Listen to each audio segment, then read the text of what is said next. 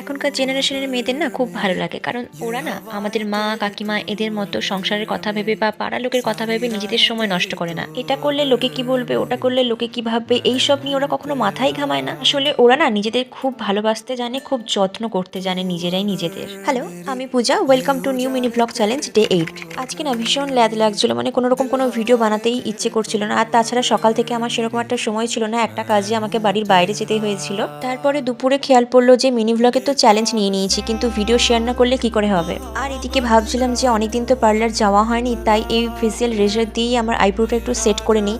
তো ভাবলাম কেননা এটাই তোমাদের সঙ্গে একটু শেয়ার করে দিই। সত্যি কথা বলতে প্রতি মাসে এই সামান্য আইব্রো করার জন্য পার্লারে যেতে একদমই এনার্জি লাগে না, তাই বাড়িতেই এই রেজার দিয়ে একটু আইব্রো সেট করে নেওয়ার চেষ্টা করি। হ্যাঁ জানি পার্লারের মতো অতটাও সুন্দর হয় না, ওই মোটামুটি যেটুকুই হয়। আর এই রেজারটা কিন্তু সত্যি কথা বলতে দারুণ কাজ করে, যেটা তোমরা দেখতেই পেলে কত পরিমাণে লোম আমি এখান থেকে তুলেছি। আর তারপরে ভাবলাম একটা ফেস প্যাক ইউজ করি। আর কি ফেস প্যাক ইউজ করেছি সেটা এখনই তোমাদেরকে বলবো না, এটা আমার একটা এক্সপেরিমেন্ট ছিল। যেহেতু রিসেন্ট আমি একটা প্রোডাক্ট পারচেস করেছি, আগে দেখবো তারপর তোমাদের সঙ্গে শেয়ার করব।